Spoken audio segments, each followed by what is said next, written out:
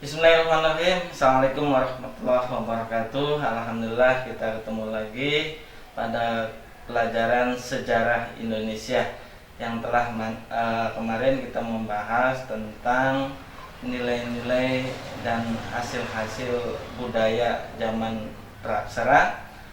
Selanjutnya nanti kita bahas materi di kegiatan yang telah lalu kita bahas. Baik, kita langsung saja ke materi selanjutnya.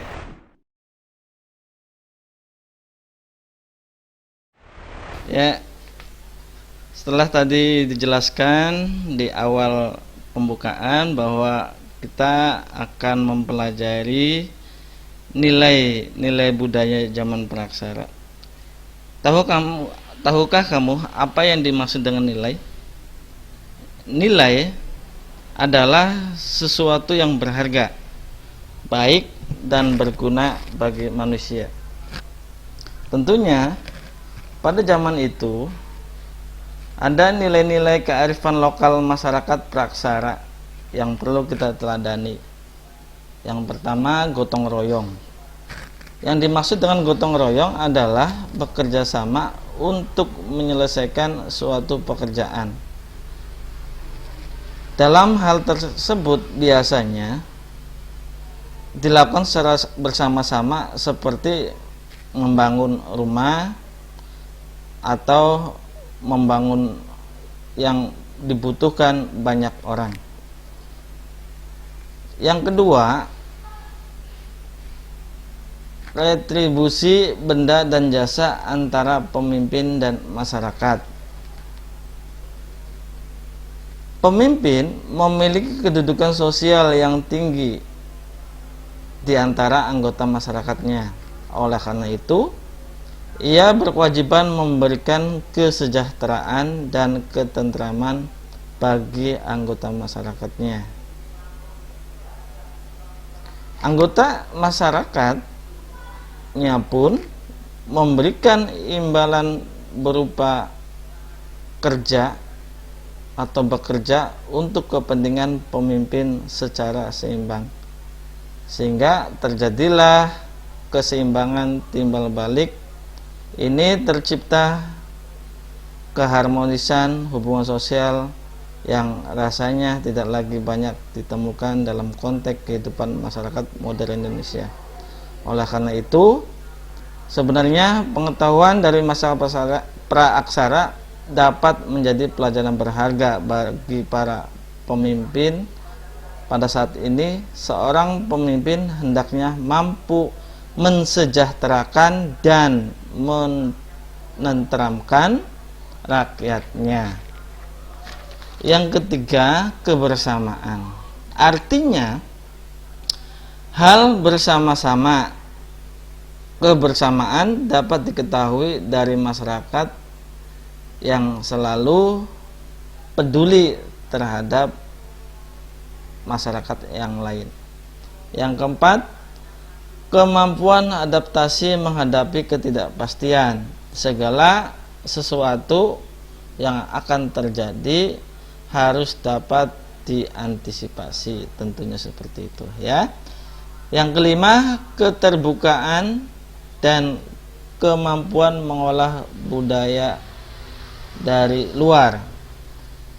Setiap budaya yang masuk tentu tidak semuanya dapat diadopsi, yang baik-baiknya saja, yang tidak baik ya ditinggalkan. Dari penjelasan di atas kita menjadi tahu bahwa pada hakikatnya mempelajari masa praksara sangat bermanfaat bagi manusia pada saat ini atau masa mendatang. Tidak bisa diabaikan begitu saja, karena sejarah adalah guru kehidupan. Oke. Untuk selanjutnya, perkembangan kehidupan manusia purba di Indonesia. Kehidupan manusia pada saat itu tentu dibagi beberapa tahap, karena pada saat itu manusia bertahan hidup dapat pertama dengan cara berburu dan mengumpulkan makanan. Manusia pada saat itu sangat bergantung pada sumber daya alam. Kebutuhan hidup mereka sudah tersedia oleh alam. Agar dapat bertahan hidup, manusia pada saat itu selalu melakukan kegiatan berburu dan mengumpulkan makanan, sehingga tidak heran jika mereka hidupnya berpindah-pindah dari suatu tempat ke tempat yang lain di mana memiliki sumber makanan. Yang kedua, masa bercocok tanam. Manusia purba saat itu setelah berpindah-pindah hidupnya dirasa tidak aman, tidak nyaman, dan makanan semakin habis, terus berpikir bagaimana dapat memproduksi makanan sendiri, yaitu dengan bercocok tanam. Karena perkembangan otak manusia pada saat itu sudah memiliki kemampuan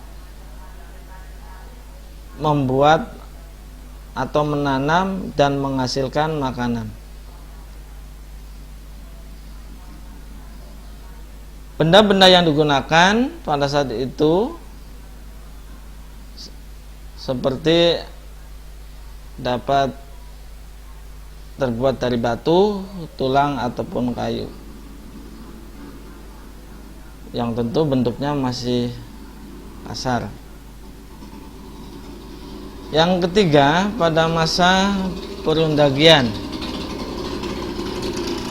Masa perundagian adalah suatu masa di mana para tukang atau ahli memainkan peran penting dalam masyarakat. Pada masa itu, teknologi pembuatan benda-benda berkembang lebih pesat dibandingkan masa sebelumnya. Karena pada saat itu sudah mulai ada penemuan-penemuan teknik baru seperti peleburan, percampuran, penempaan, dan percetakan dari benda-benda yang dapat ditemukan di alam, seperti perunggu, besi, tembaga, dan lain-lain, sehingga pada masa perundagian menghasilkan benda-benda berupa nekara, kapak, mata kapak, ada gerabah, manik-manik, bejana, dan perhiasan.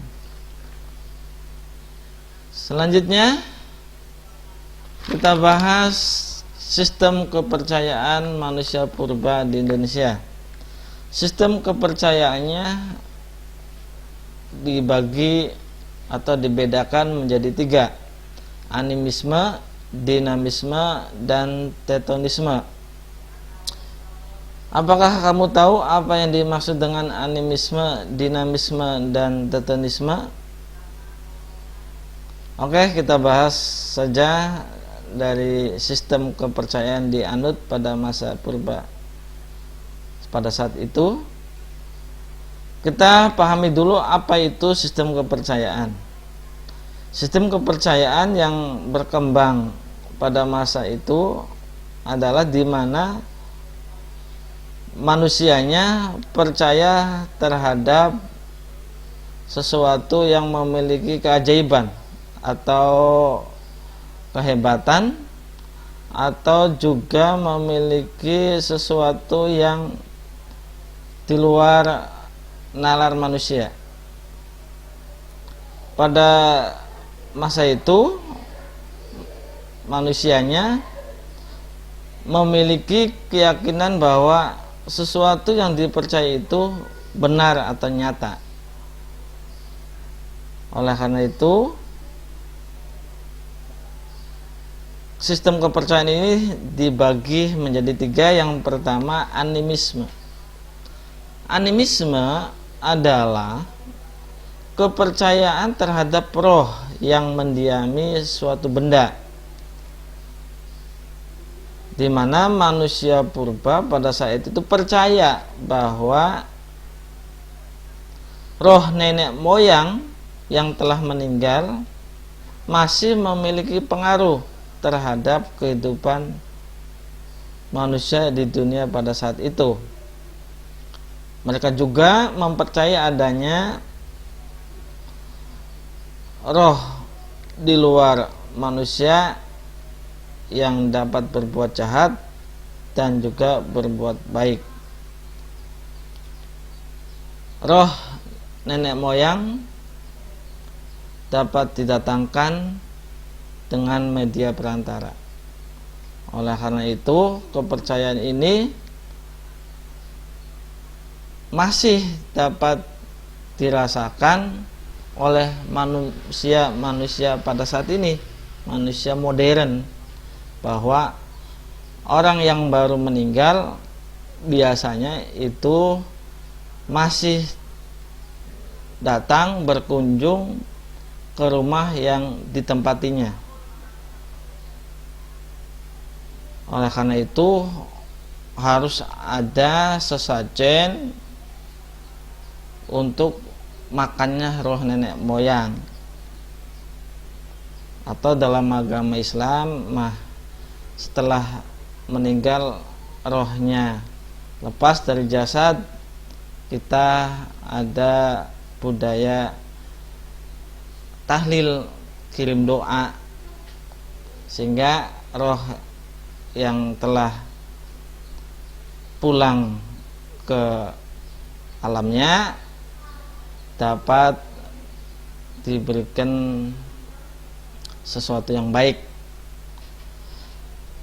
Selanjutnya, dinamisme. Apa sih dinamisme? Dinamisme itu adalah kepercayaan bahwa segala sesuatu yang memiliki tenaga atau kekuatan yang dapat mempengaruhi keberhasilan atau kegagalan suatu usaha manusia dalam mempertahankan hidup. Jadi di sini dinamisme memiliki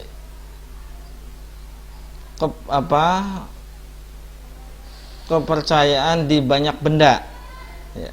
Sesuatu benda-benda yang dianggap memiliki kekuatan diagung-agungkan, disembah-sembah, seperti ada keris, ada patung, ada gunung besar, pohon besar atau yang lainnya, selalu disembah-sembah. Nah, ini orang-orang yang berkepercayaan dinamisme, banyak benda yang disembah, ya. Kepercayaan dinamisme ini hingga sekarang masih banyak dilakukan. Contohnya di Yogyakarta. Yang ketiga, totenisme. Totenisme adalah kepercayaan bahwa hewan tertentu dianggap suci dan dipuja karena memiliki kekuatan supranatural. Hewan yang dianggap suci diantaranya, apakah ada yang tahu? Ya, seperti sapi, ular, ataupun harimau. Dalam melaksanakan upacara penyembahan, biasanya manusia purba membuat berbagai bangunan dari batu. Nah, sarana upacara ritual manusia purba saat itu dapat dilakukan di peti kubur batu atau di munhir atau di pundak punden berundak atau di dolmen. Ini sarana upacara ritual pada saat itu. Oleh karena itu, dari peninggalan-peninggalannya dapat kita rasakan di tempat-tempat yang memiliki nilai sejarah, di tempat-tempat tertentu, di daerah-daerah tertentu. Nah, nanti kalau kita ada kesempatan, boleh berkunjung ke tempat-tempat peninggalan manusia purba. Benda-benda purba tadi merupakan sebuah aset bangsa yang tak ternilai harganya. Oleh sebab itu, peninggalan benda-benda tersebut perlu dilestarikan, karena akan menjadi bukti sejarah anak cucu kita nanti selanjutnya. Kamu pun harus turut menjaga dan melestarikannya. Oke, itu tadi pembahasan materi-materi yang berkaitan dengan nilai-nilai budaya zaman praksara, perkembangan kehidupan manusia purba di Indonesia, dan sistem kepercayaan manusia purba di Indonesia. Ada tugas yang harus kalian kerjakan dan nanti dikumpulkan di pertemuan selanjutnya. Yang pertama, sebutkan ciri-ciri pada masa berburu dan mengumpulkan makanan. Yang kedua, apa yang dimaksud dengan animisme? Tadi yang Bapak sudah sampaikan. 3. Jelaskan penerapan kepercayaan manusia purba pada saat ini. Kalian dapat menjelaskan dalam penerapan pada saat ini masih ada tidak yang kepercayaan dulu dengan sekarang. Yang keempat, jelaskan hasil identifikasi nilai-nilai budaya pada masyarakat sekitar lingkunganmu. Masih adakah nilai-nilai yang tadi kita bahas? Yang kelima, kumpulkan tugas tepat waktu untuk dinilai. Ya, itu saja yang dapat Bapak sampaikan. Sampai ketemu lagi di pertemuan selanjutnya. Bapak akhiri, wassalamualaikum warahmatullahi wabarakatuh. Alhamdulillah rabbil alamin, telah kita pelajari materi yang telah kita bahas tadi. Mudah-mudahan ini bermanfaat dan ada tugas-tugas yang kalian nanti kerjakan dan dikumpulkan di pertemuan selanjutnya. Terima kasih.